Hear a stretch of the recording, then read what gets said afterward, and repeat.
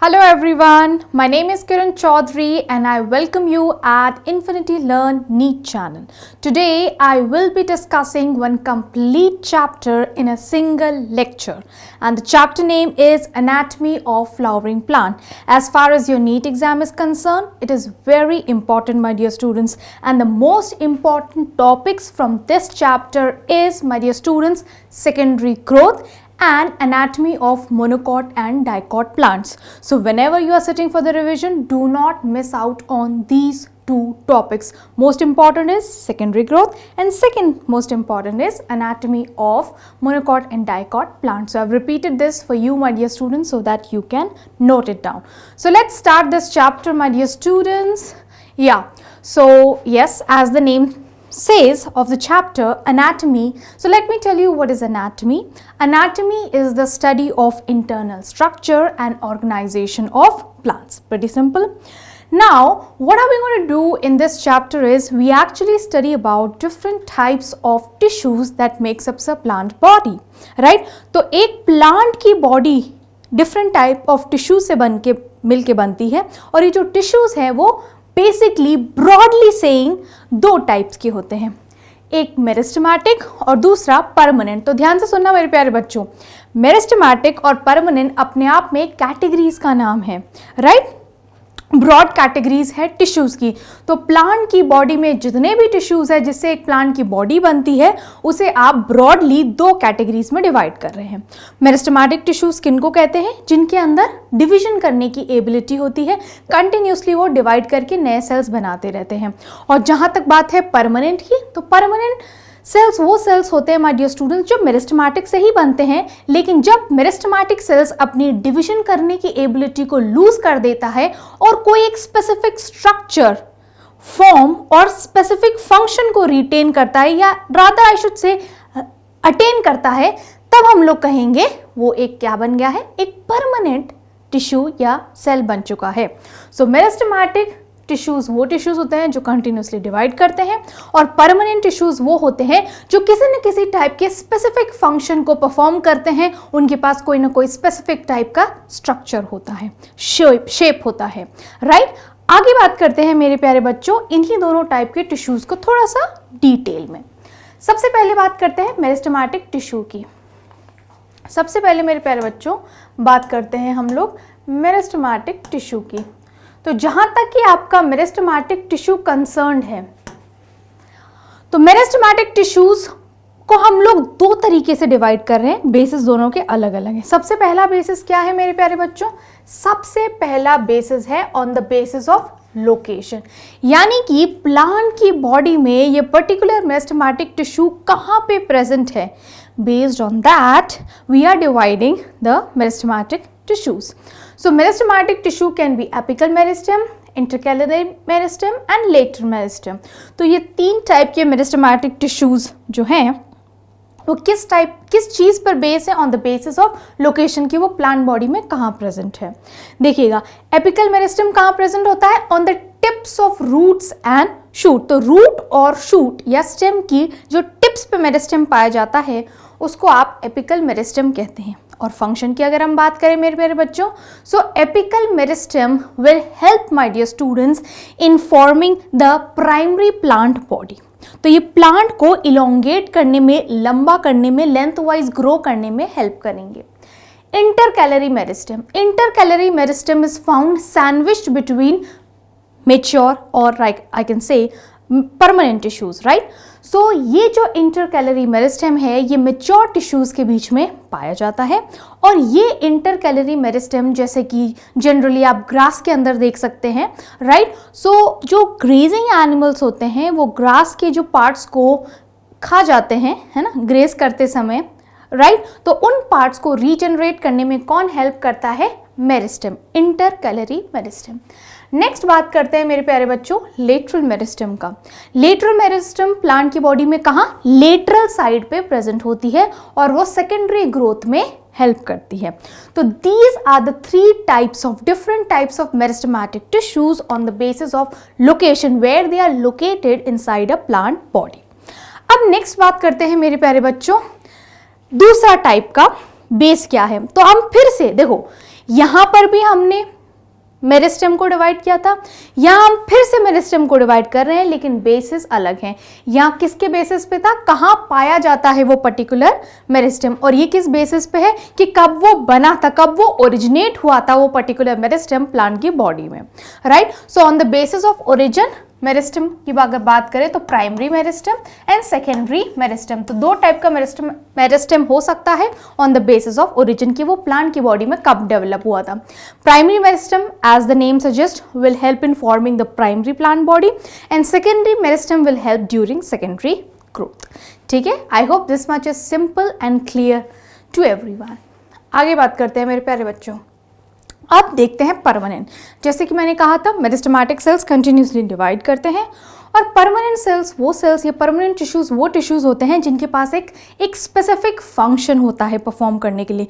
ये अपना डिवीजन का एबिलिटी को लूज करके एक स्पेसिफिक फंक्शन को अटेन करते हैं, राइट। और उस फंक्शन को करने के लिए उनके पास एक स्पेसिफिक शेप और एक स्ट्रक्चर होता है। तो परमानेंट टिश्यूज भी दो टाइप के हैं मेरे प्यारे बच्चों, एक को आप कहते हैं सिंपल परमानेंट और दूसरे को आप कहते हैं कॉम्प्लेक्स टिश्यूज या कॉम्प्लेक्स परमानेंट टिश्यूज भी। तो ये सिंपल परमानेंट है, ये कॉम्प्लेक्स है, दोनों में डिफरेंस क्या है, बहुत ही सरल सा डिफरेंस है। जो सिंपल परमानेंट टिश्यूज होंगे वो एक ही टाइप के सेल से मिलके बनते हैं। टिश्यू क्या है, group of cell. So simple permanent tissues एक ही टाइप के सेल से मिलके बनते हैं, और ये जो कॉम्प्लेक्स टिश्यूज होते हैं वो कई डिफरेंट टाइप के सेल से मिलके बनते हैं। तो ये डिफरेंस है, राइट।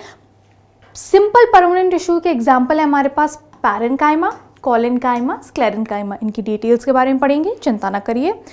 और कॉम्प्लेक्स टिश्यूज के एग्जांपल है जाइलम और फ्लोएम। चलो अब इनके डिटेल्स पढ़ते हैं हम लोग। पैरेन्काइमा, सबसे पहले तो ये बहुत ही सुंदर सा डायग्राम है पैरेन्काइमा का, एनसीईआरटी में दिया गया है, जो आपको बहुत अच्छी तरीके से ऑब्जर्व करना है, राइट। और इस डायग्राम को ऑब्जर्व करोगे तो ही बहुत सारे पॉइंट्स अपने आप आपको याद हो जाएंगे। You don't have to cram many things, okay.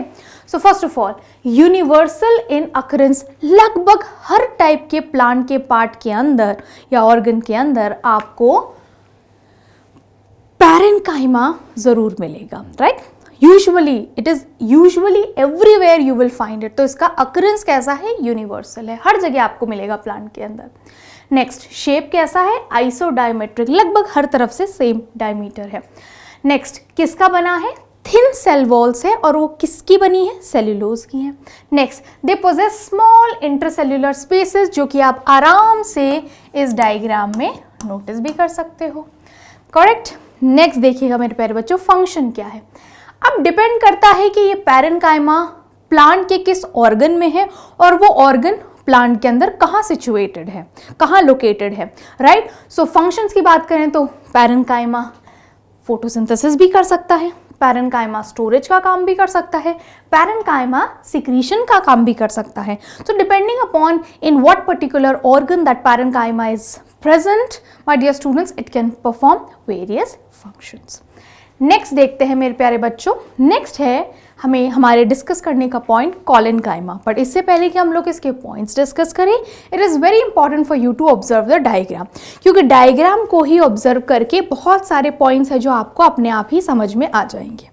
तो देखिएगा, ये है आपका कोलेनकाइमा। तो इस कोलेनकाइमा को देखो, इसके पास क्या है, थिकन्ड कॉर्नर्स हैं, तो इसके कॉर्नर्स बहुत थिक है। और आप देखो इंटरसेल्यूलर स्पेसेस तो आपको ना के बराबर मिलेगा दो सेल्स के बीच में, राइट। तो इसकी जो थिक कॉर्नर्स होते हैं यही इनका कैरेक्टरिस्टिक फीचर होता है। कहाँ प्रेजेंट होते हैं, they are present below the epidermis. Epidermis क्या, प्लांट के किसी भी पार्ट या ऑर्गन की आउटर मोस्ट लेयर होती है, कवरिंग होती है, उसके जस्ट नीचे है, तो प्रेजेंट बिलो एपिडर्मिस। फंक्शन क्या है, they will provide mechanical support to young stem and petiole of leaf. ये बहुत इंपॉर्टेंट है, क्योंकि जो मैकेनिकल सपोर्ट प्रोवाइड करने का पार्ट है या जो फंक्शन है, ये स्क्लेरेन्काइमा भी करते हैं, but sclerenchyma is the main mechanical strength providing tissue, right. Second number is of collenchyma. Collenchyma mainly कहाँ मैकेनिकल सपोर्ट दे रहा है, to the young stem and petiole of the leaf.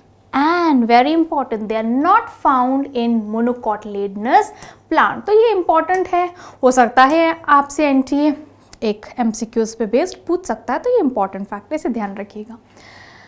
Next है स्क्लेरेन्काइमा। अच्छा बच्चों, अभी तक हमने 3 टाइप के सिंपल परमानेंट टिश्यूज़ के बारे में पढ़ा है, पैरेन्काइमा, कोलेन्काइमा, दोनों लिविंग है। अब हम लोग बात करेंगे स्क्लेरेन्काइमा। स्क्लेरेन्काइमा डेड होते हैं और इनके डेड होने का रीज़न क्या है? लिग्निन का डिपोजिशन। सो लिग्निन के डिपोजिशन से क्या होता है मेरे प्यारे बच्चों? अंदर का प्रोटोप्लाज्म डाई करने लग जाता है, राइट? तभी तो लिग्निन का डिपोजिशन होता है, राइट? तो लिग्निन का डिपोजिशन होना यानी कि वो सेल कहीं ना कहीं अब आपका डेथ के टूवर्ड्स जा रहा है, वो डेड हो जाएगा यानी अंदर का प्रोटोप्लाज्म खत्म हो जाएगा, सिर्फ वॉल रहेगी सेल के अंदर, सेल वॉल जिसके अंदर लिग्निन प्रेजेंट होगा, अंदर का प्रोटोप्लाज्म ड्राई हो जाएगा, डाई कर जाएगा। So sclerenchyma consists of long, narrow cells with thick, lignified cell walls having either few or numerous pits. Pits वो region होते हैं जहाँ पर आपका lignin deposit होना रह गया। Next, they are usually dead. Who? Sclerenchymatous cells are usually dead and they are without protoplast. Yes, अगर dead है तो प्रोटोप्लास्ट नहीं होगा। क्यों dead है? लिग्निन के डिपोजिशन की वजह से। And they provide mechanical support to plant organs. तो ध्यान से सुनिएगा मेरे प्यारे बच्चों, depending on the variation in form, size, origin, development, आपके स्क्लेरेन्काइमा 2 फॉर्म्स में एग्जिस्ट करते हैं, फाइबर फॉर्म में भी और स्क्लेरिड फॉर्म में भी। ये दोनों डायग्राम्स आपको दे रखे हैं, इस तरीके से फाइबर नजर आता है and this is how a sclereid look like, right? और ध्यान रखिएगा, जनरली आपको स्क्लेरिड्स कहाँ पे देखने को मिलता है? In the fruit wall of nuts, then my dear students in the pulp of fruits like sapota, pear, right my dear students? And also my dear students, you can find sclerids in the seed cover my dear students of the legumes, and also you can find these types of sclerids in the tea leaves. Next, अब बात करते हैं complex permanent tissue के बारे में। तो complex permanent tissue जैसा कि मैंने आपको बताया, ये डिफरेंट टाइप्स ऑफ सेल से मिलके बनते हैं। 2 होते हैं ये। There are 2 types given in your NCERT, xylem and phloem. तो जाइलम का क्या काम है मेरे प्यारे बच्चों?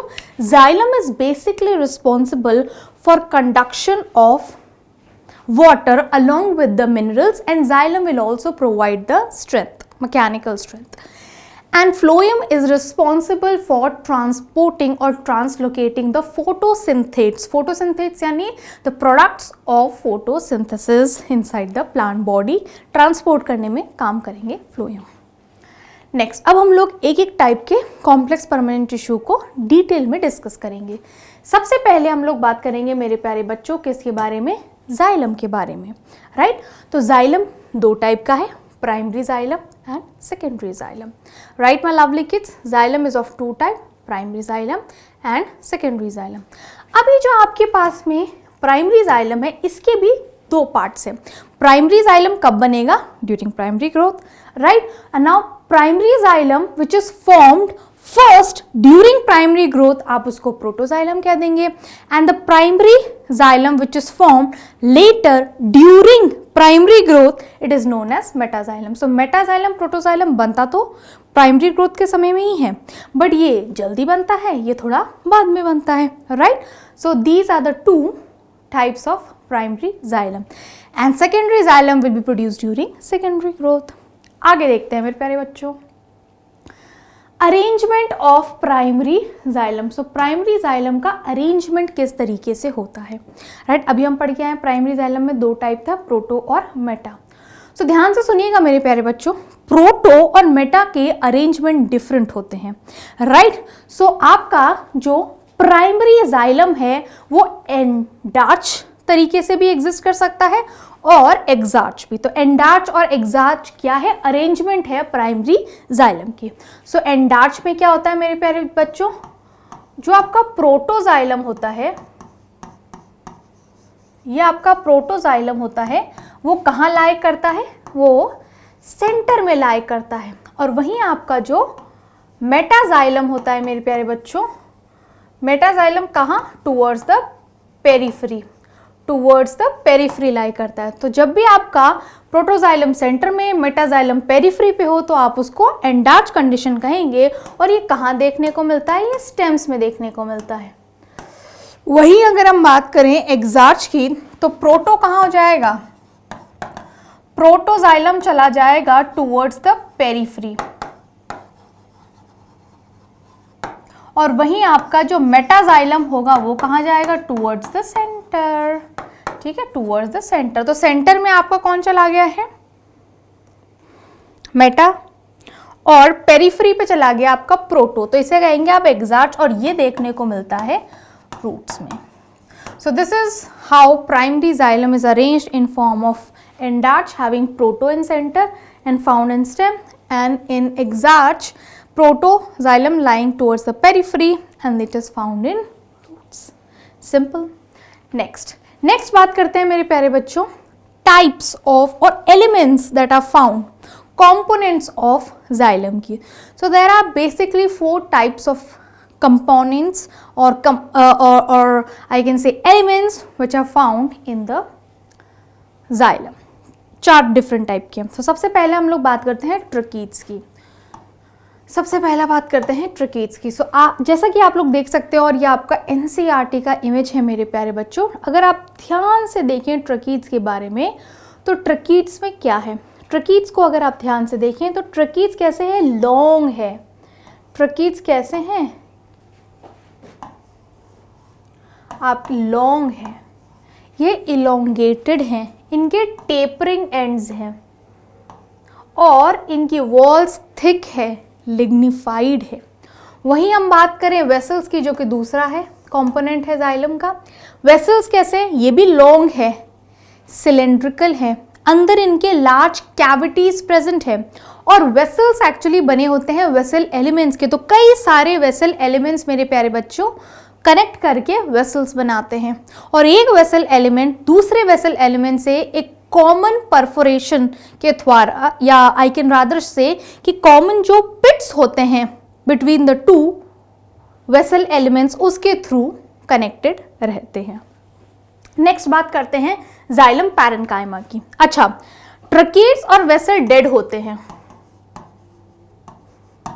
लेकिन आपका ये जो जाइलम पैरेन्काइमा है वो लिविंग है। जाइलम फाइबर्स भी डेड होता है। सो ये आपका 3rd कंपोनेंट है, ये आपका 4th कंपोनेंट है। ठीक है, सो this is the 3rd and this is the 4th one. So 3rd में क्या है? Xylem parenchyma. 4th कौन सा है आपका? Xylem fibre. तो जाइलम पैरेन्काइमा लिविंग है, इसकी जो वॉल्स है वो थिन है और सेल्यूलोज की बनी हुई है। ठीक है, अब इसके साथ साथ मेरे प्यारे बच्चों जो चीज़ आपको समझनी है वो ये है कि जाइलम पैरेन्काइमा की जो सेल्स होती हैं वो रेडियल कंडक्शन ऑफ वाटर में हेल्प करती हैं। जाइलम फाइबर्स मेरे प्यारे बच्चों ये भी जो है वो डेड है, स्क्लेरेन्काइमा के बने हुए हैं, and they will provide support to tracheids and vessels. So this is about tracheids, vessels, xylem parenchyma and xylem fibres. अब हम लोग नेक्स्ट बात करते हैं फ्लोएम की। फ्लोएम का क्या काम है? ट्रांसलोकेशन ऑफ फूड और फोटोसिंथेसिस। तो फ्लोएम भी 2 टाइप का है, एक जो प्राइमरी ग्रोथ के समय बनेगा प्राइमरी फ्लोएम, और जो सेकेंडरी ग्रोथ के समय बनेगा वो सेकेंडरी फ्लोएम। राइट, अब जो आपका प्राइमरी फ्लोएम है it is of 2 types again. primary phloem is of 2 types, protofloem and metafloem. Protofloem will be produced first, early produced, and meta will be produced later but during primary growth only. ये पहले बनता है, ये बाद में बनता है, और ये during secondary growth बनता है. जैसे कि जाइलम के 4 कंपोनेंट्स थे उसी तरीके से फ्लोएम के भी मेरे प्यारे बच्चों 4 कंपोनेंट्स हैं. Sieve tubes, companion cells, phloem parenchyma and phloem fibres. अब इसमें sieve tube, companion cell, phloem parenchyma ये सारे के सारे तो लिविंग होते हैं, और ये जो आपका फ्लोएम फाइबर है ये आपका डेड होता है. सीव ट्यूब्स जो है अपने आप में कई सारे सीव ट्यूब एलिमेंट्स के हेल्प से बनता है, और एक सीव ट्यूब एलिमेंट दूसरे सीव ट्यूब एलिमेंट से कनेक्टेड होता है with the help of sieve plate, जिसमें परफोरेशंस होते हैं, राइट, जिसमें परफोरेशंस होते हैं, जिससे मटेरियल एक सीव ट्यूब एलिमेंट से दूसरे सीव ट्यूब एलिमेंट के अंदर फ्लो कर सकता है। और सीव ट्यूब्स के साथ या सीव ट्यूब एलिमेंट्स के साथ में एसोसिएटेड होते हैं कंपेनियन सेल्स। और कंपेनियन सेल का जो न्यूक्लियस होता है, देखो यहाँ पे दिख रहा होगा आपको, this is a companion cell. ये सीव ट्यूब एलिमेंट्स है, ये सीव प्लेट है with perforation, and this is a companion cell, and this is the nucleus of the companion cell, nucleus of the companion cell। तो ये companion cell का nucleus ही activities को control करता है जो कि सीव ट्यूब एलिमेंट्स के अंदर हो रही है, ये दोनों साथ में। फ्लोएम पैरेन्काइमा, फ्लोएम पैरेन्काइमा मेरे प्यारे बच्चों, इनके पास क्लोरोप्लास्ट होगा, ये फोटोसिंथेसिस करेंगे और ये फूड और अदर सब्सटेंस को स्टोर करेंगे। फ्लोएम फाइबर्स को आप बास्ट फाइबर्स भी कहते हैं मेरे प्यारे बच्चों, और ये किसके बने हैं, स्क्लेरेन्काइमा के, तब ये डेड है। नेक्स्ट बात करते हैं टिश्यू सिस्टम की। तो अभी तक हमने क्या पढ़ा, टिश्यूज के बारे में, कितने टाइप के या कौन से डिफरेंट टाइप के टिश्यूज हैं जो कि प्लांट की बॉडी को बनाते हैं, अभी तक हमने ये पढ़ा है। अब हम लोग पढ़ने वाले हैं मेरे प्यारे बच्चों टाइप्स ऑफ टिश्यू सिस्टम, यानी ये जो डिफरेंट टाइप्स ऑफ टिश्यूज हमने अभी अभी पढ़े हैं वो किस तरीके से अरेंज है एक टिश्यू सिस्टम के अंदर, right. So there are typically 3 types of tissue systems that are found in a plant body, epidermal tissue system, ground tissue system and vascular tissue system. तो आओ देखते हैं कौन से टाइप के टिश्यूज कौन से पर्टिकुलर टाइप के टिश्यू सिस्टम को बनाता है, right. So based on the structure and location, the tissue systems are of 3 types, epidermal क्योंकि ये बाहर की तरफ है, ground tissue middle में है, और vascular tissue innermost है, right। next epidermal tissue system की अगर मैं बात करूं तो इसमें क्या क्या होंगे। एपिडर्मल टिश्यू सिस्टम में एपिडर्मिस की सेल्स होंगी, एपिडर्मिस आपने सुना होगा। इसके साथ साथ में स्टोमेटा, अगर आपकी अभी ये एपिडर्मल टिश्यू सिस्टम किससे, कौन से पहले पार्ट से अगर एसोसिएटेड हो, अगर ये आपके लीफ के पार्ट से एसोसिएटेड होगा तो उस पर स्टोमेटा भी होगा, राइट। एपिडर्मल अपेंडेजेस भी हो सकते हैं, अगर वो रूट है, if you talking about root तो आपके क्या होने चाहिए, रूट हेयर्स होने चाहिए। If it is stem so trichomes होने चाहिए, राइट। सो अलग अलग टाइप के स्ट्रक्चर हो सकते हैं डिपेंडिंग ऑन आप कौन से टाइप के plant organ, root, stem, leaves, कौन से टाइप के प्लांट ऑर्गन के एपिडर्मल टिश्यू सिस्टम के बारे में बात कर रहे हैं। So it comprises of epidermis और epidermal cells, stomata and epidermal appendages like trichomes and hairs. तो एक छोटा सा कंपैरिजन है, बहुत इंपॉर्टेंट है, इसको हम समझ लेते हैं रूट हेयर्स और ट्राइकोम्स के डिफरेंस के बारे में। तो ध्यान से सुनिएगा, सबसे इंपॉर्टेंट, रूट हेयर्स क्या होते हैं, यूनिसेल्युलर होते हैं। क्या होते हैं, यूनिसेल्युलर, यानी it is made up of one cell, so they are unicellular elongation, right. वहीं अगर हम बात करें एपिडर्मल, ये कहाँ पे पाए जाएंगे, ऑन रूट्स। और ट्राइकोम्स क्या है, they are epidermal hairs on stem.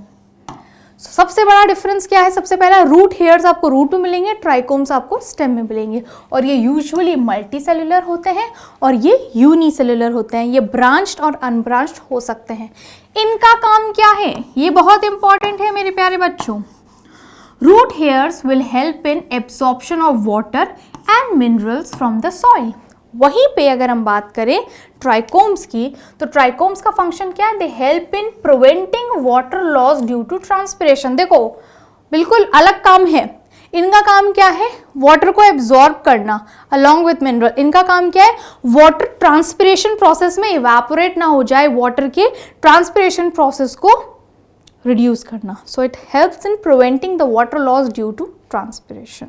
It may even be secretory. That's very important difference between root hairs and trichomes.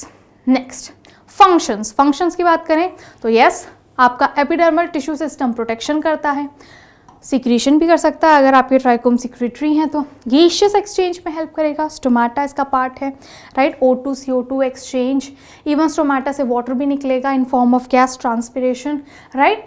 It controls transpiration, obviously stomata is a part of it, and absorption of water and minerals. So yes, क्योंकि epidermal tissue system का part आपके root hairs है, right? Or root hairs can help in absorption of water and minerals. That is why this is also a function of epidermal tissue system. Pretty simple. जो इनके components है उनका जो function है वही तो epidermal tissue system का function होगा. नेक्स्ट हमें बात करनी है मेरे प्यारे बच्चों ग्राउंड टिश्यू सिस्टम के बारे में. तो ग्राउंड टिश्यू सिस्टम कहाँ लाई करता है? सबसे बाहर एपिडर्मल टिश्यू सिस्टम, सबसे अंदर वैस्कुलर टिश्यूज यानी वैस्कुलर टिश्यू सिस्टम, और उनके बीच में आपका लाई करता है ground tissue system. So it's a fundamental, also known as fundamental tissue system. इसमें सभी टाइप के टिश्यूज आ जाते हैं आपके, except epidermis, except xylem, phloem, और अगर कैम्बियम भी है तो इनको छोड़ दें, है ना, सबसे बाहर का और सबसे अंदर का, तो सब बाकी जो कुछ भी बचा वो सारा आपका पार्ट होगा ग्राउंड टिश्यू सिस्टम का. So all tissues except epidermis and vascular bundle constitute the ground tissues, जैसे कि मैंने आपको बताया. Right now very important, usually जितने भी सेल्स होते हैं इस ग्राउंड टिश्यू सिस्टम का पार्ट होते हैं, यूजुअली वो सेल्स पैरेन्काइमा के बने होते हैं. तो usually parenchymatous cells are present in the cortex, pericycle, pith and medullary rays. तो ये कॉर्टेक्स, पेरिसाइकिल, है ना, पिथ, मेडुलरी रेस, ये क्या ही कंपोनेंट्स है किसके?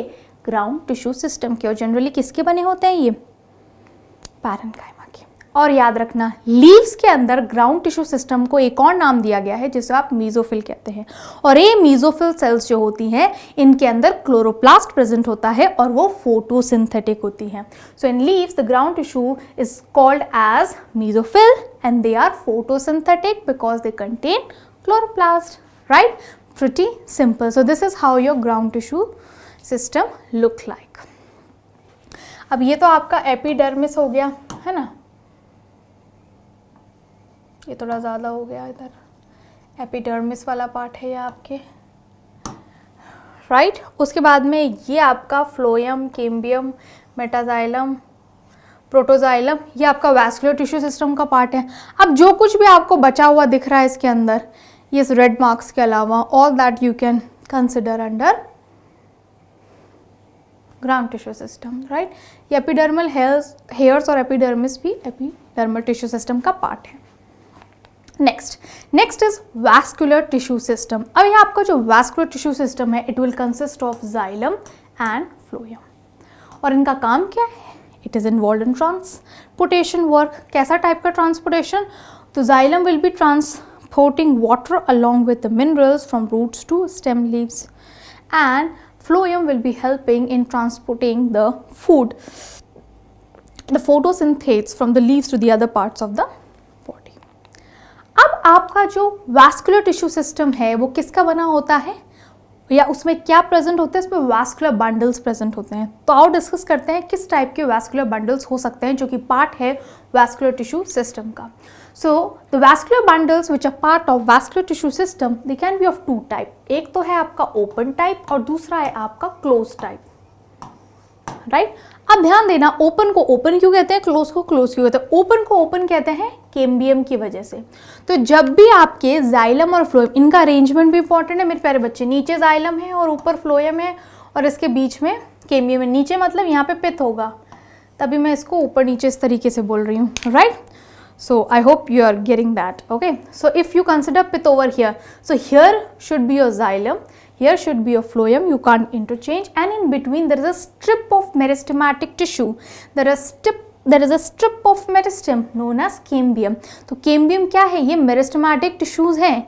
ये मेरिस्टेमेटिक एक्टिविटीज दिखाएंगे और नए सेल्स बनाएंगे. कब? During secondary growth. तो सेकेंडरी ग्रोथ के समय जो आपका सेकेंडरी जाइलम बनेगा, जो आपका सेकेंडरी फ्लोएम बनेगा, वो इसी कैम्बियम की वजह से बनेगा. अभी ये प्राइमरी फ्लोएम है और ये प्राइमरी जाइलम है, इनके बीच में कैम्बियम है.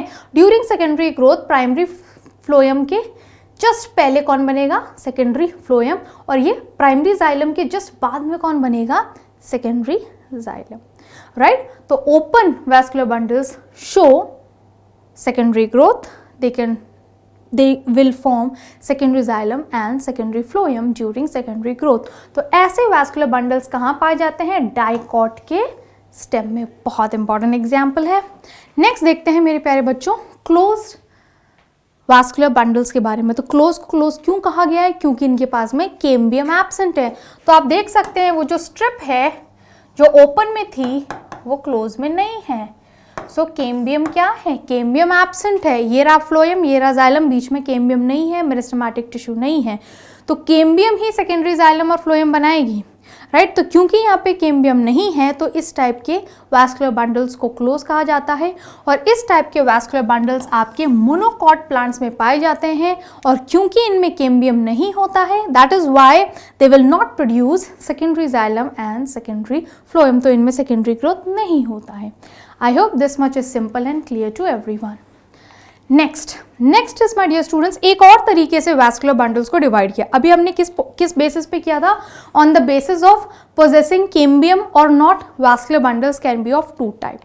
Now next is vascular bundles का एक और तरीका है डिवाइड करने का। तो वैस्कुलर बंडल्स और दो टाइप के हो सकते हैं, रेडियल और कॉन्जॉइंट।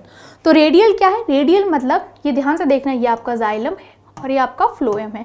तो जब भी आपका जाइलम और फ्लोएम दो डिफरेंट रेडियाई पे सिचुएटेड होंगे, ये देखो, ये दो डिफरेंट रेडियाई पे सिचुएटेड होते हैं, ऑल्टरनेट फॉर्म्स में प्रेजेंट होते हैं, तो इसे रेडियल वैस्कुलर बंडल कहते हैं, और ये रूट्स में पाए जाते हैं, राइट। और ये है आपके conjoint vascular bundles. Conjoint vascular bundles में क्या होता है? आपका जाइलम और फ्लोएम जो है वो प्रेजेंट होता है सेम रेडियाई पे, एकदम साथ साथ में प्रेजेंट होता है। ये आपका फ्लोएम, ये आपका जाइलम, और बीच में आपका ग्रीन कलर का जो दिख रहा है आपको वो क्या है? Cambium. So when xylem and phloem are present on the same radii, it is conjoint. When xylem and phloem are present on different radii, it is radial. It is found in roots and conjoint, very important, conjoint vascular bundles are found in stem और leaves। तो stem और leaves में आप conjoint vascular bundles देखते हो, और वहीं roots में आप radial देखते हो। I hope this is pretty simple and clear to everyone। तो ये था मेरे प्यारे बच्चों, अभी तक हमने जो पढ़ा वो है था अभी तक tissues, different types of tissues in plant, meristematic tissues, permanent tissues, और हमने पढ़ लिया है, अभी तक कवर कर लिया है different types of tissue system. अब हम लोग पढ़ेंगे मेरे प्यारे बच्चों anatomy of monocot and dicot plant. तो जो आपका चैप्टर है ना एनाटॉमी ऑफ फ्लावरिंग प्लांट, ये एक्चुअली यहाँ से स्टार्ट होता है। इससे पहले हमने जो कुछ भी पढ़ा वो बेसिक्स था। इस चैप्टर को समझने के लिए, इस टॉपिक को समझने के लिए आपको टिश्यू सिस्टम्स पता होने चाहिए और उसके लिए आपको टिश्यूज़ पता होने चाहिए। तो ये सब बेसिक हमने समझा, और अब हम लोग मेन टॉपिक पे चलेंगे। तो मैंने जैसे कि आपको लेक्चर की स्टार्टिंग में बताया कि एनाटॉमी ऑफ डाइकॉट और monocot plant and secondary growth सबसे इंपॉर्टेंट टॉपिक है। तो चलो आओ डिस्कस करते हैं, रिवाइज करते हैं इन दो इंपॉर्टेंट टॉपिक्स को। So students, first we will understand how these various types of plant tissues are arranged in a dicot root. Then we'll do a comparison with a monocot root, followed by a dicot stem, then a monocot stem, dicot leaf, monocot leaf. So this is how we will do the comparison of the anatomy of dicot and monocot plant. So let's start with dicot root. So we'll start from outside. The outermost layer is the epidermis, and a specific name is given to the outer layer, the epidermis of the root is epiblemma, right? And here these are the root hairs, right? The cells protrudes in the form of unicellular root hairs at places on epidermis, the epiblemma. Next is, my dear students, just below the epidermis is the cortex, right? So this is your cortex. This is your cortex, my dear students, right? This is your cortex. This whole entire region is cortex in a dicotyledonous root. Now cortex is below epidermis and it is up to endodermis. See this yellow in this, my dear students, in this dicot root image, this yellow and barrel shaped cell that you can see, this layer of cell is actually endodermis. So your cortex extends from the region below epidermis till this yellow layer of cell, barrel shaped cells, endodermis. यानी कि epidermis के बाद से शुरू होता है आपका cortex, और कहाँ तक जाता है? ये येलो जो बैरल शेप सेल्स है जिनको आप एंडोडर्मिस कह रहे हैं, इतना पूरा रीजन आपका कॉर्टेक्स का होता है, और किसका बना होता है? पैरेन्काइमा का बना होता है। नेक्स्ट, तो ये आपकी जो बैरल शेप्ड सेल्स हैं येलो कलर की, इनको एंडोडर्मिस कहते हैं। This is endodermis my lovely kids, right. और ये जो एंडोडर्मल सेल्स हैं ये एक तो इनरमोस्ट हिस्सा है, सबसे अंदरूनी हिस्सा है कॉर्टेक्स का, और ये जो सेल्स होती है बैरल शेप्ड होती हैं। और अगर मैं रूट में बात करूं मेरे प्यारे बच्चों, डाइकॉट रूट की अगर हम बात कर रहे हैं, तो इन एंडोडर्मल सेल्स, इन बैरल शेप्ड सेल्स के रेडियल और टेंजेंशियल वॉल्स पर डिपोजिशन होता है मेरे प्यारे बच्चों सुबेरिन का, और इस सुबेरिन के डिपोजिशन को कैस्पेरियन स्ट्रिप्स कहा जाता है। So Casparian strip is a characteristics of endodermis, they are nothing but the layer of suberin found in the endodermis of the root. ध्यान से सुनिएगा, एक बहुत ही इंपॉर्टेंट टर्म है जो आपने बार बार सुनी होगी, और वो है स्टील। स्टील क्या होता है, तो आज क्लियर कर लीजिएगा, all those students who are still not clear on what steel is. So remember my dear students, all the tissues that are on the inner side of the endodermis. तो इसका मतलब आपकी एंडोडर्मिस क्या है, ये रही, ये आपकी क्या है एंडोडर्मिस। तो वो सारे टिश्यूज जो इस एंडोडर्मिस के अंदर है, on the inner side of the endodermis, तो ये आपका endodermis. So all the tissues lying inner to the endodermis, यानी कि आपका ये पिंक कलर का पेरिसाइकिल, उसके बाद आपके ये पैचेस रेडियल वास्कुलर बंडल्स है ना रूट्स में, तो फ्लोएम और जाइलम के बंडल्स, और बीच में आपका ये पित। तो ये पूरा रीजन कहलाता है स्टील। क्या कहलाता है मेरे प्यारे बच्चे, स्टील कहते हैं इसको। तो आपने स्टील किसको कहा, पेरिसाइकिल को, फ्लोएम जाइलम को और पित्त को। बट याद रखिएगा, endodermis is not the part of stele, rather you should say all the regions which are lying inside to endodermis, that is known as stele. तो स्टील का हिस्सा कौन होगा, pericycle, vascular bundles and pith. So all tissues on the inner side of the endodermis such as pericycle, vascular bundle and pith constitutes the steel. I hope आज के इस class के बाद आप इस वर्ड में कभी कंफ्यूज नहीं होंगे, राइट? तो ये रहा आपका पिथ, आपकी सेंट्रल रीजन।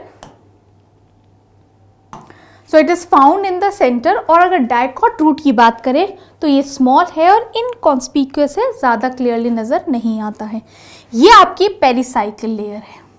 तो पेरिसाइकिल पहली बात कौन से टाइप के सेल्स से बनता है, पेरेनकाइमेटस सेल से बनता है। और पेरिसाइकिल किस चीज़ में हेल्प करेगा, यहाँ से इनिशिएशन होगा लेटरल रूट्स का। तो जो लेटरल रूट्स के जो इनिशिएशंस हैं या फिर इनिशियल पार्ट्स हैं वो कहाँ से ग्रो करेंगे, पेरिसाइकिल के।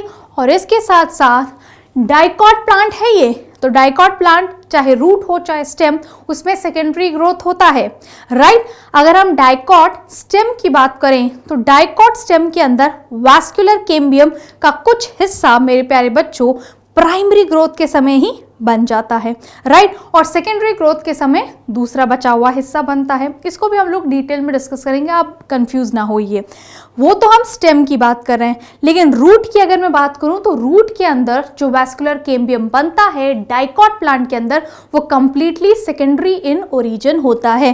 तो पेरिसाइकिल की सेल्स की है ना, पेरिसाइकिल की सेल्स हेल्प करेंगी during secondary growth inside a dicot root to produce और give rise to vascular cambium, जो कि सेकेंडरी ग्रोथ के दौरान बनाएगा सेकेंडरी जाइलम और secondary phloem. So pericycle is made up of parenchyma cells, और इन्हीं पेरिसाइकिल सेल्स की मदद से बनेंगे लेटरल रूट्स के इनिशियल पार्ट्स, और इसके साथ साथ में वैस्कुलर कैम्बियम का भी फॉर्मेशन होगा inside a dicot root.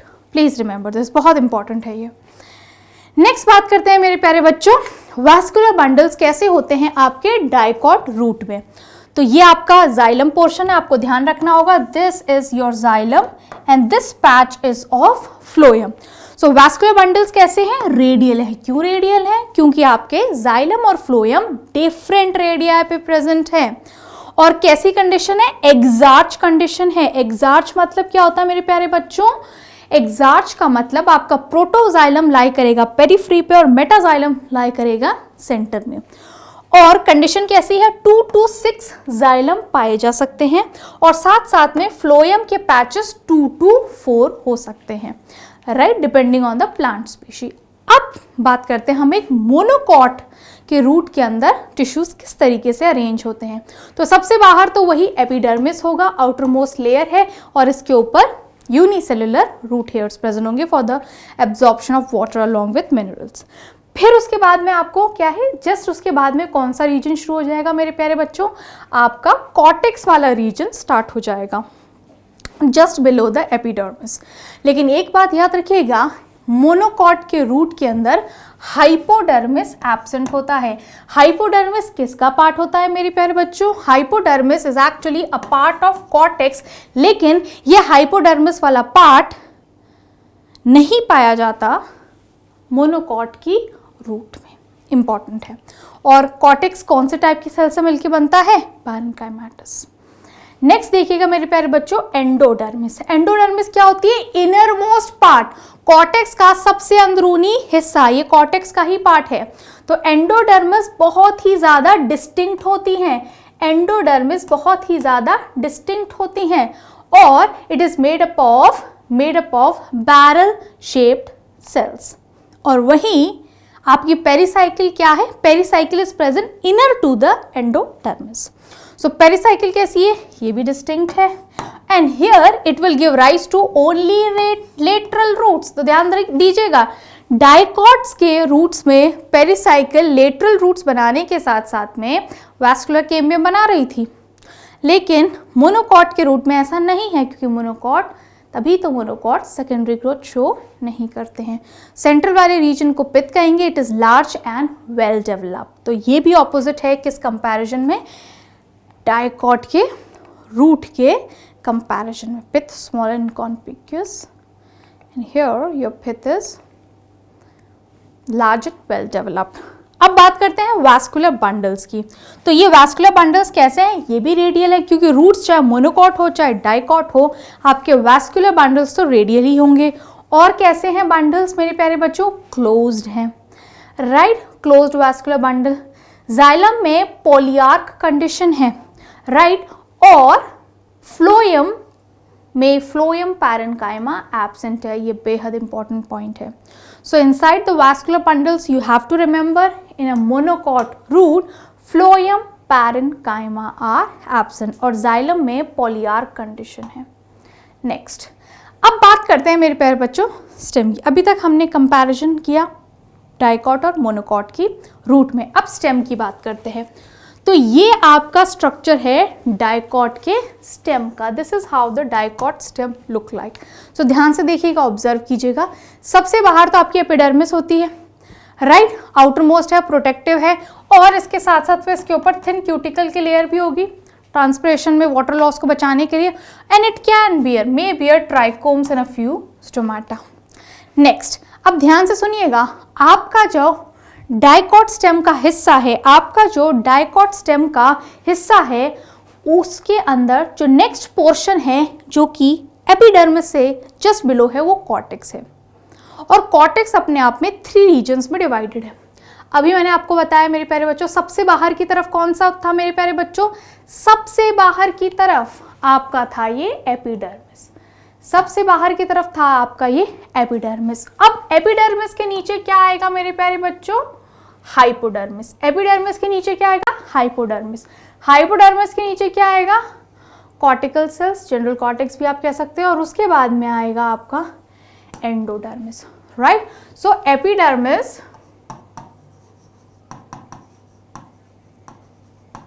Epidermis के नीचे हाइपोडर्मिस, हाइपोडर्मिस के नीचे कॉर्टेक्स और कॉर्टिकल लेयर्स या जनरल कॉर्टेक्स, और उसके बाद में endodermis.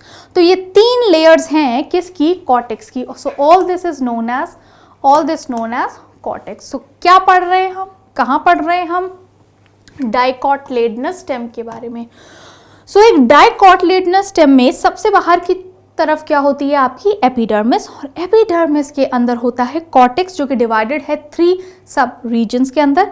outermost cortex starts with hypodermis, which is just below the epidermis, then followed by cortex, then followed by endodermis, which is the innermost layer of cortex. चलिए थोड़ा सा detail में देख लेते हैं इनको। हाइपोडर्मिस की बात करते हैं मेरे प्यारे बच्चों। तो ये है आपकी हाइपोडर्मिस, dermis. तो hypodermis कहाँ है? Just below the epidermis. It will consist of a few layer of collenchyma cell. तो dicot की जो stem है, dicot की stem में hypodermis collenchyma से बनी है inside a dicot stem. और function क्या है? It will provide mechanical strength to young stems. Next, तो उसके बाद में just followed by hypodermis is your cortical layers. So these are your cortical layers. It is below hypodermis and they consist of again round thin walled parenchymatous cells. मैंने कहा ना parenchyma universal है occurrence में. Next, the last layer, the innermost layer of the cortex is the endodermis. तो ये रही आपकी endodermis. और ध्यान रखिएगा cells of endodermis in a dicot stem. एक dicot stem के एंडोडर्मिस में छोटे छोटे पॉइंट्स है, बहुत इंपॉर्टेंट है. एक डाइकॉट स्टेम के एंडोडर्मिस के अंदर जो सेल्स होती हैं they are rich in starch grains. So starch grains present होते हैं in the endodermis of a dicot stem. Next देखिएगा मेरे प्यारे बच्चों, वैस्कुलर बंडल्स के बारे में बात करते हैं. सो वैस्कुलर बंडल्स क्या से हैं आपके डाइकॉट स्टेम के अंदर? याद कीजिए हमने वैस्कुलर बंडल्स में भी आपको बताया था वैस्कुलर टिश्यू सिस्टम में जो वैस्कुलर बंडल्स होंगे वो कॉन्जॉइंट होंगे और ओपन होंगे. सो कॉन्जॉइंट एंड ओपन, इसका क्या मतलब है?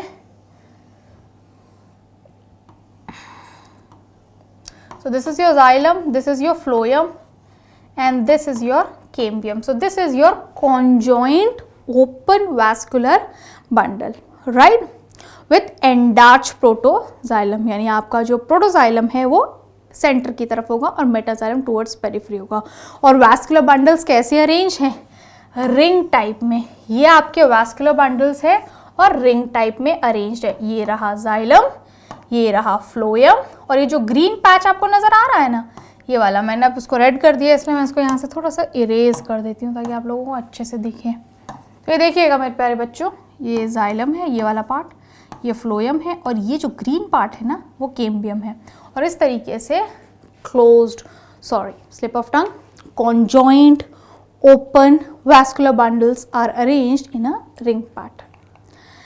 नेक्स्ट बात करते हैं मेडुलरी रेज की. तो डाइकॉट स्टेम के अंदर कुछ पैरेन्काइमेटस सेल्स प्रेजेंट होते हैं दो वैस्कुलर बंडल्स के बीच में, राइट, या इन दो कैम्बियम्स के बीच में भी आप बोल सकते हैं, राइट. सो ये जो दो वैस्कुलर बंडल्स के बीच में पैरेन्काइमेटस सेल्स हैं जो रन कर रही है, जो पित्त को किससे ज्वाइन कर रही है मेरे प्यारे बच्चे? जो पित्त को ज्वाइन कर रही हैं पेरीसाइकिल से, इनको मेडुलरी रेज कहा जाता है. और इनका फंक्शन क्या है? दे helps in radial conduction of food, right? So medullary rays, they are parenchymatous cells in between the vascular bundles and they help in radial conduction of food. Next देखिएगा central most reason आपका क्या है? ये central most reason आपका पित्त है. It occupy the central portion of the stem. Rounded parenchymatous cells are present in the pith and it is large and intercellular spaces. Right, my lovely kids? This is the anatomy of a dicot stem. अब बात करते हैं monocot stem के बारे में. बहुत सवाल आते हैं इसके ऊपर भी, राइट. सो सबसे बाहर की तरफ देखो कितना डिफरेंस है, आप कितना आसानी से समझ सकते हैं. ये आपका डाइकॉट स्टेम है, ये आपका मोनोकॉट स्टेम है. देखो कितना सिस्टमैटिक अरेंजमेंट है डाइकॉट स्टेम में. Epidermis, cortex divide into hypodermis, general cortex or cortical layers, then endodermis followed by pericycle followed by vascular bundle followed by pith and here medullary. कितना systematic arrangement, वहीं यहाँ पर scattered arrangement है. तो बाहर की तरफ ऑब्वियसली क्या होगा? एपिडर्मिस होगी. सबसे बाहर की तरफ आपकी एपिडर्मिस होगी. It is the outer most layer, single layer की आउटर मोस्ट है, सिंगल लेयर से बनी है. क्यूटिकल प्रेजेंट होगा, स्टोमाटा भी प्रेजेंट होंगे, राइट. अब इसके बीच में अगर आप ध्यान से देखें मेरे प्यारे बच्चों, तो ये क्या है? यहाँ पे ग्राउंड टिश्यूज जो है उनका कोई सिस्टमैटिक अरेंजमेंट नहीं है. ग्राउंड टिश्यूज क्या है? They are occupying the main area and they are large and conspicuous and made up of parenchyma. तो इस तरीके से पूरा सेंट्रल एरिया में आपका ग्राउंड टिश्यू सिस्टम पैरेन्काइमा का बना हुआ है. ग्राउंड टिश्यूज पैरेन्काइमा बने हुए हैं और ये एकदम बीच में लाई कर रहे हैं. हाइपोडर्मिस क्या है? हाइपोडर्मिस आपकी बिलो एपिडर्मिस है और बहुत ध्यान से याद रखिएगा ये स्क्लेरेन्काइमा की बनी होती हैं. आप कंपेयर कर सकते हैं किससे? ये एक डाइकॉट स्टेम की हाइपोडर्मिस बनी होती है कॉलेनकाइमा की, और आपकी मोनोकॉट स्टेम की हाइपोडर्मिस बनी होती है स्क्लेरेंकाइमा की। बेहद इंपॉर्टेंट है। Next, vascular bundle. अब इस पैराग्राफ से कई बार रिपीटेडली एनटीए क्वेश्चन पूछता है, ध्यान से सुनिएगा। वैस्कुलर बंडल्स कैसे हैं? तो अब ये देखो, ये वैस्कुलर बंडल्स हैं। पहली बात तो स्कैटर्ड है, राइट, और पेरीफ्री पे आप देखो तो कैसे हैं? छोटे छोटे हैं, और सेंटर में कैसे हैं? बड़े बड़े से हैं। तो they are large number of scattered vascular bundles, each surrounded by sclerenchymatous bundle sheath. और कैसे होंगे? Closed conjoint. क्लोज क्यों? क्योंकि कैम्बियम एब्सेंट है। पेरिफेरल वैस्कुलर बंडल्स कैसे हैं? They are generally smaller and central one are larger. पर ध्यान से सुनिएगा, phloem parenchyma is absent and water containing cavities are present within the vascular bundle. ये भी बेहद इंपॉर्टेंट पॉइंट है। इन पॉइंट से आप पता लगा सकते हैं, इस लाइन से आप पता लगा सकते हैं कि हम लोग किसके बारे में बात कर रहे हैं? मोनोकॉटलेडनस स्टेम के बारे में बात कर रहे हैं। बहुत इंपॉर्टेंट है ये। Containing water containing cavities are present in vascular bundles. तो अभी तक हम लोगों ने कवर कर लिया है anatomy of dicot and monocot की रूट एंड स्टेम्स को। अब हम लोग लीफ के बारे में पढ़ेंगे। तो सबसे पहला हम पढ़ रहे हैं डाइकॉट लीफ, जिसे आप डॉर्सी वेंट्रल लीफ भी कहते हैं। लीफ के लेमिना में मेनली 3 रीजन्स होते हैं, एपिडर्मिस, मीजोफिल और vascular. Mesophyll is the ground tissue of leaf, right. और ये किसका बना होता है मेरे प्यारे बच्चों? इसके जो सेल्स होते हैं मीजोफिल के, उसमें क्लोरोप्लास्ट होते हैं और वो फोटोसिंथेटिक होता है, राइट। तो ध्यान देते हैं एक डॉर्सी वेंट्रल या एक डाइकॉट लीफ में। तो सबसे पहले अगर आप ध्यान दें मेरे प्यारे बच्चों, तो एपिडर्मिस यहाँ दोनों तरफ है। तो लीफ एक फ्लैट स्ट्रक्चर है, इसके ऊपर और नीचे दोनों तरफ आपके एपिडर्मिस है। तो जो एपिडर्मिस आपका आउटर मोस्ट होगा उसका आपको एडेक्सियल कहेंगे, जो लोअर होगा उसे आप अबेक्सियल कहेंगे। तो ये मान लीजिए आपका लीफ है, तो ये एडेक्सियल हो गया और ये एबेक्सियल होगा। एबेक्सियल बेस पे जो है, और ये जो ऊपर की तरफ है, right. So this is the adaxial. ये ऊपर की तरफ जो है वो आपका क्या है? ये आपका एडेक्सियल एपिडर्मिस है। आउटर मोस्ट लेयर है, किसका बना है? पैरेन्काइमा का बना है। ऊपर क्यूटिकल है, किस लिए है? वाटर लॉस को रिड्यूस करने के लिए, राइट। बट ध्यान रखना, it bears less number of stomata और even lack stomata in comparison to abaxial. Abaxial lower epidermis है, ये अपर एपिडर्मिस है। This is upper epi. तो ये आपकी अपर एपिडर्मिस है, ये आपकी लोअर एपिडर्मिस है। पैरेन्काइमा की बनी होगी, क्यूटिकल प्रेजेंट है और इसके पास बहुत ज़्यादा नंबर में स्टोमाटा प्रेजेंट होते हैं। नेक्स्ट, तो more number of stomata are found on abaxial in comparison to adaxial epidermis. Next बात करते हैं मीजोफिल। सो एक डाइकॉट की लीफ में मीजोफिल 2 टाइप में डिवाइडेड, यानी 2 टाइप की हैं, palisade parenchyma, spongy parenchyma. Mesophyll is divided into 2 types of cells. अब मीजोफिल के अंदर ये जो सेल्स हैं इनको आप पैलिसेड सेल्स कहेंगे, और ये जो सेल्स हैं इनको आप स्पॉन्जी पैरेन्काइमा कहेंगे। तो आप देख भी सकते हैं मेरे प्यारे बच्चों। सो मीजोफिल पोजेस क्लोरोप्लास्ट, मैंने आपको बताया ग्राउंड टिश्यू है, इनमें क्लोरोप्लास्ट होंगे, फोटोसिंथेसिस करेंगे, और ये जो सेल्स हैं मीजोफिल की किसके बने होंगे? पैरेन्काइमा के बने होंगे। आप ध्यान से इसको नोटिस भी कर सकते हैं। पैलिसेड पैरेन्काइमा, जैसा कि आपको नजर आ रहा है, सेल्स इसके कैसे हैं? इलोंगेटेड हैं और बहुत सारे, they have numerous chloroplast present in them. वहीं आपके जो स्पॉन्जी पैरेन्काइमा है वो कैसे है? ओवल है और राउंड है। आपको बिल्कुल प्रॉब्लम नहीं होनी चाहिए इसको याद करने में।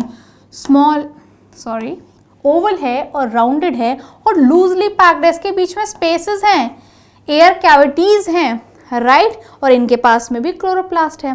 तो पैलिसेड स्पॉन्जी दोनों के पास क्लोरोप्लास्ट है, पर पैलिसेड के पास ज़्यादा है और स्पॉन्जी जो है वो लूजली अरेंज और बीच में एयर कैविटीज है।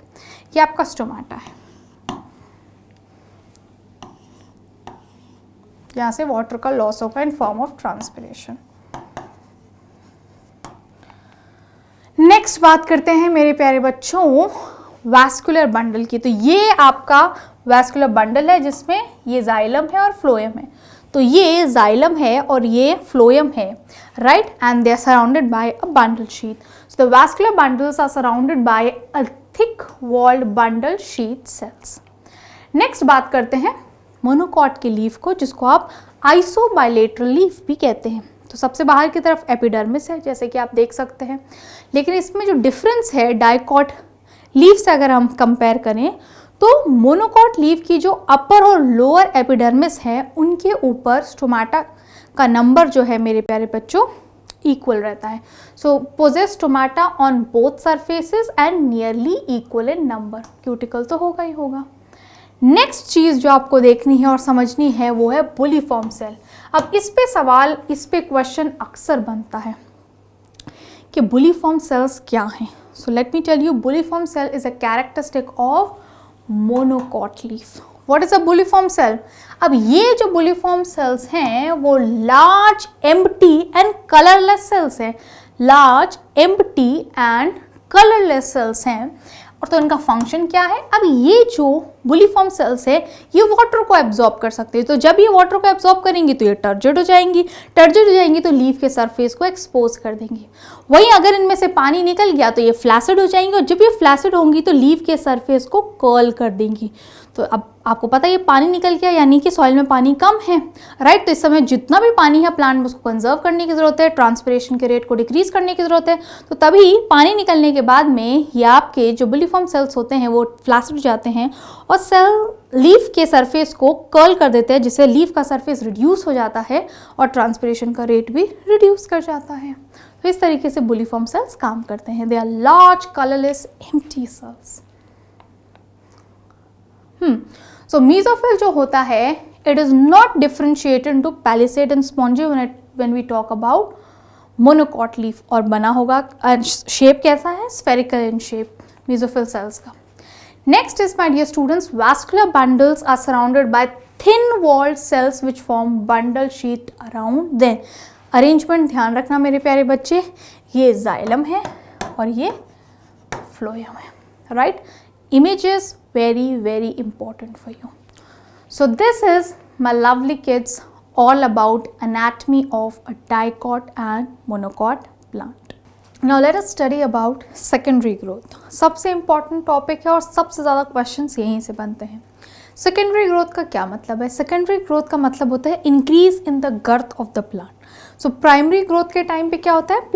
Plant की generally length बढ़ती है, height बढ़ती है, और वहीं secondary growth में क्या होता है? Plant के parts जैसे कि roots और stem की girth यानी thickness बढ़ती है। सबसे इंपॉर्टेंट बात, सेकेंडरी ग्रोथ सभी टाइप के प्लांट्स में नहीं देखी जाती।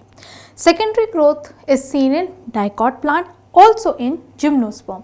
सो it is mostly observed in dicot and in gymnosperm. It is not found in monocot plants. अब जो टिश्यू या जो मेरिस्टेमेटिक टिश्यू रिस्पॉन्सिबल है सेकेंडरी ग्रोथ करवाने के लिए in these plants, my dear students, it is lateral meristem. So lateral meristem will help the plant to increase in the width. अब to type का lateral meristem है। एक को आप कहते हैं vascular cambium और दूसरे को आप कहते हैं cork cambium. So vascular cambium and cork cambium are the two types of lateral meristem that will help in secondary growth. अब आपके NCERT के अंदर secondary growth in a dicot plant mentioned है। मोनोकॉट में तो होती ही नहीं और जिम्नोस्पर्म के बारे में को बहुत ज़्यादा डिस्कशन नहीं है। So I will also stick to that. So ध्यान से सुनना, listen this carefully. First I will explain you how secondary growth takes place in a dicot stem, and then I will teach you how secondary growth takes place in a dicot root. और इसके समय जब मैं आपको ये पढ़ाऊंगी तो मैं आपको बेसिकली किन बातों के ऊपर फोकस करूंगी। So listen this carefully my dear students, when I am going to teach you about secondary growth in a dicot stem, I will first explain you how vascular cambium and cork cambium are produced, and then I will teach you what type of cells they will produce during secondary growth. Then in the latter part I will explain you how vascular cambium and cork cambium will be produced inside a dicot root. So this is the whole summary of this topic. तो चलिए सबसे पहले अब हम लोग समझते हैं किस तरीके से एक डाइकॉट के स्टेम में, तो अभी हम लोग समझते हैं किस तरीके से एक डाइकॉट के स्टेम में वैस्कुलर कैम्बियम बनता है। सो ध्यान से सुनिएगा मेरे प्यारे बच्चों, vascular cambium in a dicot stem it is mixed in origin. So इस वैस्कुलर कैम्बियम का कुछ हिस्सा डाइकॉट स्टेम के अंदर ड्यूरिंग प्राइमरी ग्रोथ ही बन जाता है और इसी को ही आप इंट्राफेसिकुलर कैम्बियम कहते हैं, which is present between primary xylem and primary phloem. तो ये देखिए, ये आपका एक क्या है, ये आपका एक डाइकॉट स्टेम है। This is a dicot stem, this is a young dicot stem और ये आपके radially arranged conjoint open vascular bundles हैं। And this portion guys, this portion, this green portion is your intrafascicular cambium, it is primary in origin. So intrafascicular cambium is the only cambium which is primary in origin and lateral, right? So ये intrafascicular cambium आपकी lateral meristem का हिस्सा है, but ये only lateral meristem which is primary in origin है, right? अब क्या होता है मेरे प्यारे बच्चों, जब सेकेंडरी ग्रोथ होती है आपके डाइकॉट प्लांट के अंदर, डाइकॉट स्टेम के अंदर, तो ये जो सेल्स है ना, जो इन वैस्कुलर बंडल्स के बीच में है, जिनको आप मेड्यूलरी रेज कहते हैं, राइट, जो कि पैरेन्काइमा के बने हुए होते हैं। This parenchymatous medullary rays which is lying between these vascular bundles, they will lose their ability to perform a specific function and they will regain their ability to divide. इसका मतलब ये मेड्यूलरी रेज जो है वो D differentiate करेंगी और अपने आप को मेरिस्टेमेटिक सेल्स में कन्वर्ट कर देंगे। जो मेरिस्टेमेटिक सेल्स मेड्यूलरी रेज के डी डिफरेंशिएशन से बनेंगे, आप इनको इंटरफेसिकुलर कैम्बियम कहते हैं। What you will call them? Interfascicular cambium.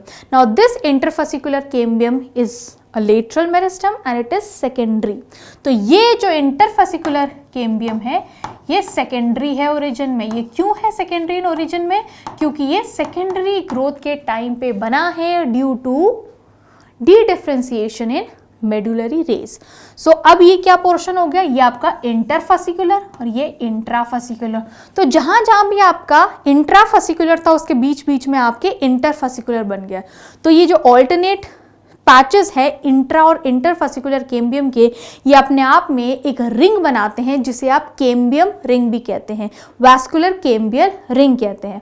अब यही vascular cambium ring during secondary growth क्या करेगी मेरे प्यारे बच्चों? During secondary growth this cambium ring will divide, the cells of the cambium ring will divide and towards the center आपके secondary xylem बनेंगे and towards the periphery आपके secondary phloem का formation होगा, right? So this layer ring of vascular cambium during secondary growth in a dicot stem will produce secondary xylem towards the center, towards the pith and secondary phloem towards the periphery. अच्छा, एक चीज़ बहुत important है जो आपको समझने की है मेरे प्यारे बच्चों, ये जो कैम्बियम की जो एक्टिविटी होती है वैस्कुलर कैम्बियम की, ये हर सीजन में सेम नहीं होती है।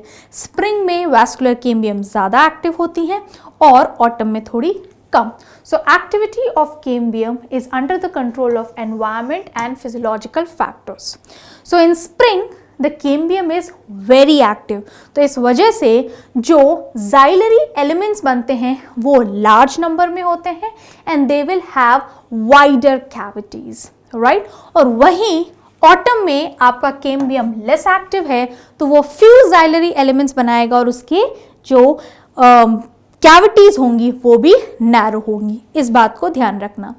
तो जो सेकेंडरी जाइलम मेरे प्यारे बच्चों आपका बन रहा है ड्यूरिंग स्प्रिंग, जो सेकेंडरी जाइलम, बात कहाँ चल रही है? सेकेंडरी ग्रोथ में ही चल रही है। और सेकेंडरी ग्रोथ में कौन बनेगा? Secondary xylem. तो जो सेकेंडरी जाइलम आपका स्प्रिंग में बनता है आप उसको अर्ली वुड या फिर स्प्रिंग वुड कहते हैं, और जो सेकेंडरी जाइलम आपका ऑटम में बनता है उसे आप लेट वुड या ऑटम वुड भी कहते हैं। नेक्स्ट देखिएगा मेरे प्यारे बच्चों, एनुअल रिंग्स क्या होती हैं? एनुअल रिंग्स एक्चुअली इसी स्प्रिंग वुड और ऑटम वुड के दो ऑल्टरनेट रिंग्स होती हैं। इन दोनों रिंग्स को मिलाकर एक एनुअल रिंग कहा जाता है, क्योंकि एक एनम में, एक ईयर में एक स्प्रिंग और एक ऑटम आता है। तो ये दोनों जो रिंग्स है आपस में मिलाकर एक एनुअल रिंग बनाती है। इस तरीके के एनुअल रिंग्स को काउंट करके आप एक प्लांट की, एक ट्री का एज एस्टिमेट कर सकते हैं। So the two kinds of woods, the secondary xylem appear as alternate concentric rings constituting an annual ring। तो इस तरीके से आप देख सकते हैं। नेक्स्ट है सेकेंडरी जाइलम को। अच्छा, अभी हमने सेकेंडरी जाइलम ही वुड होता है, वुड का मतलब सेकेंडरी जाइलम, राइट। तो ये जो अभी आपने वुड या सेकेंडरी जाइलम को ऑटम और स्प्रिंग में डिवाइड किया, उसी तरीके से आप सेकेंडरी जाइलम को एक और तरीके से डिवाइड कर सकते हैं, और वो है हार्ट वुड और सैप वुड। तो अभी आपने सेकेंडरी जाइलम को या वुड को किस बेसिस पे डिवाइड किया था, किस सीजन में वो बन रहे हैं, राइट, कि ऑटम में बन रहे हैं, स्प्रिंग में बन रहे हैं। अब हम लोग फिर से सेकेंडरी वुड को डिवाइड कर रहे हैं, सेकेंडरी जाइलम को डिवाइड कर रहे हैं, वुड को डिवाइड कर रहे हैं on the basis of position कि वो कहाँ प्रेजेंट है। तो जो आपका सेकेंडरी जाइलम सेंटर में है ना, एकदम स्टेम के जो सेंटर में है, उसे आप हार्टवुड कहेंगे। वो इनर मोस्ट है, लार्ज है और डार्कर है। वहीं जो वुड या जो सेकेंडरी जाइलम इस हार्डवुड के पेरिफेरी पर होगा, उसे आप सैपवुड कहेंगे। वो आउटर है, स्मॉलर है और लाइटर इन कलर है। तो आओ थोड़ा सा और डिटेल में पढ़ते हैं इनके बारे में। क्योंकि अक्सर रिपीटेडली एनटीए हार्टवुड, सैपवुड, है ना, स्प्रिंग वुड, ऑटम वुड पे क्वेश्चन पूछ रहा है, तो इसीलिए इस टॉपिक को रिवाइज करना बहुत इंपॉर्टेंट है। तो हार्टवुड, जैसे कि आप देख सकते हैं मेरे प्यारे बच्चों, ये वाला रीजन है, सेंटर मोस्ट रीजन है। So heartwood is the central region of the secondary xylem. अब it is brown with dead elements and highly lignified walls. यहाँ पर किन चीजों का डिपोजिशन हो सकता है? Here deposition of organic compounds like, ये इंपॉर्टेंट है, ये भी एनटीए ने पूछा था, किस टाइप का डिपोजिशन आपको हार्डवुड में देखने को मिलता है। तो tannins, resin, oil, gums, aromatic substances and essential oils. These substances make the hardwood, deposition of these substances make the hardwood hard and durable and resistant to the attack of microorganisms and insects. Very important, hardwood does not conduct water but it gives mechanical support to the stem. वही आपका ये रहा sapwood which is towards the peripheral part of the hardwood. Right, ये light in colour है and it is involve in conduction of water and minerals from roots to the leaf. अभी हम लोगों ने क्या बात की मेरे प्यारे बच्चों, जैसे कि मैंने आपको बताया था, सबसे पहले हम लोग सेकेंडरी ग्रोथ पढ़ेंगे किस पे, स्टेम में। तो उसके लिए आपको क्या समझने की जरूरत थी? उसके लिए आपको समझने की जरूरत थी कि कैसे वैस्कुलर कैम्बियम बनता है और कैसे कॉर्क कैम्बियम बनता है। तो अभी तक मैंने आपको बताया कि कैसे वैस्कुलर कैम्बियम बनेगा। तो एक डाइकॉट स्टेम में वैस्कुलर कैम्बियम का कुछ हिस्सा प्राइमरी ग्रोथ में बन जाता है, वो है इंट्राफेसिकुलर कैम्बियम, और बाकी बचा हिस्सा interfascicular cambium during secondary growth बनता है, और यही मिलकर एक वैस्कुलर कैम्बियम रिंग बना लेते हैं, जो कि इनर साइड पे सेकेंडरी जाइलम और आउटर साइड पे सेकेंडरी फ्लोएम बनाते हैं। सेकेंडरी जाइलम को ही वुड कहते हैं। अब बात करते हैं ड्यूरिंग सेकेंडरी ग्रोथ स्टेम के अंदर कॉर्क कैम्बियम कैसे बनेगा। तो कॉर्क कैम्बियम बनता है due to dedifferentiation in the cortical cells. तो सेल्स ऑफ द कॉर्टेक्स, ये रहा आपका कॉर्टेक्स का हिस्सा, है ना मेरे प्यारे बच्चों। तो ये है आपका कॉर्टेक्स वाला हिस्सा, right. So cells of the cortical regions they will regain, तो यानी कॉर्टेक्स की जो सेल्स होंगी वो रीगेन करेंगी अपनी एक्टिविटी को, मेरिस्टेमेटिक एक्टिविटी को, and they will lose their ability to perform a specific function. यानी कि cells of cortex will undergo de-differentiation and become again meristematic in nature and do the formation of cork cambium which is also known as phellogen। but ये जो meristem है वो कैसा होगा? Secondary in origin होगा, क्योंकि ये कब बना है? During secondary growth. अब यही जो आपका फेलोजन है, या जिसको आप कॉर्क कैम्बियम भी कह रहे हैं, यही आपका कॉर्क कैम्बियम क्या करेगा? दोनों तरफ सेल्स बनाएगा, क्योंकि मेरिस्टेमेटिक है, इसका डिवीजन का काम है, न्यू सेल्स बनाएगा। So the cork cambium of phellogen will form new sales towards the periphery, जो कि डेड हो जाएंगे, कॉर्क में कन्वर्ट हो जाएंगे ड्यू टू सुबेरियन डिपोजिशन। और जो सेल कॉर्क कैम्बियम से inner side towards the pit, towards the centre बनेंगे, वो कन्वर्ट होंगे सेकेंडरी कॉर्टिकल सेल्स में, जो कि लिविंग होंगे। So phelogen towards the outer side will differentiate into cork. So outside में cork cells बनेंगी. They will have a deposition of suberin, right. और कॉर्क सेल्स को ही एक टर्म दिया जाता है जिसको आप फेलेम कहते हैं. टर्म्स इंपॉर्टेंट है. और उसी तरीके से आपकी फेलोजन या cork cambium towards the inner side, towards the centre, towards the periphery क्या बनाएंगी? आपके सेकेंडरी कॉर्टेक्स बनाएंगी. और सेकेंडरी कॉर्टेक्स सेल्स कैसी है? पैरेन्काइमेटस है, लिविंग है. और इनको फेलोडर्म कहा जाता है, right. So phellogen will produce phellem towards the outer side and phellogen will produce the phelloderm towards the inner side which is going to be living and parenchymatous. This phylum is going to be dead, it is going to have suberin deposition. तो phellogen, फेलेम and phelloderm को collectively periderm कहा जाता है. ये सारी terms आपके लिए बेहद इंपॉर्टेंट है. नेक्स्ट एक और चीज आपको समझने की है और वो है कॉम्प्लीमेंट्री सेल्स. तो कभी कभी क्या होता है मेरे प्यारे बच्चों, एट सर्टन रीजन्स आपकी जो फेलोजन है towards the periphery, towards the outer side, cork cells बनाने की बजाय कभी कभी क्या करती है, कुछ पैरेन्काइमेटस सेल्स बना देती है कॉर्क बनाने की बजाय टुवर्ड्स द आउटर साइड. और उन्हीं सेल्स को क्या कहा जाता है? कॉम्प्लीमेंट्री सेल्स कहा जाता है. So at certain regions phellogen cuts parenchymatous on outer side instead of cork sales.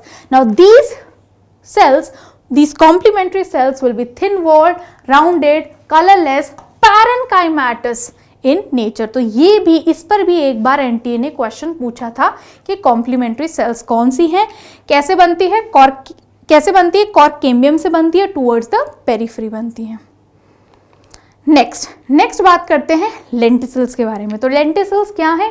Lenticels एक लेंस शेप्ड ओपनिंग है मेरे प्यारे बच्चों, और ये जनरली मोस्टली वुडी ट्रीज में पाई जाती है. और फंक्शन क्या है? गैसियस एक्सचेंज है, exchange of gases between the outer atmosphere and the internal tissues of the stem. Pretty simple.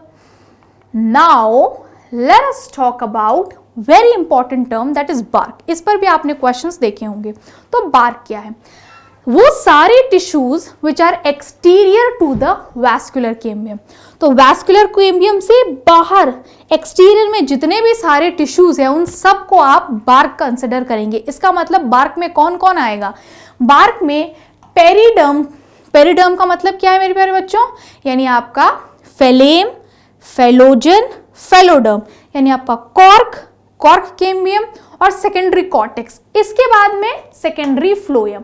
Secondary phloem के बाद में क्या आ जाता है? Vascular cambium. वैस्कुलर कैम्बियम के अंदर क्या आ जाता है? आपका सेकेंडरी जाइलम, फिर आपका प्राइमरी जाइलम, फिर आपका पित्त आ जाता है, राइट. सो रिमेंबर, बार्क वो पूरा हिस्सा है जो वैस्कुलर कैम्बियम से पहले का है, यानी पूरा आपका पेरिडर्म जहाँ पे कॉर्क कैम्बियम, सेकेंडरी कॉर्टेक्स है, और इसके साथ साथ में सेकेंडरी फ्लोएम.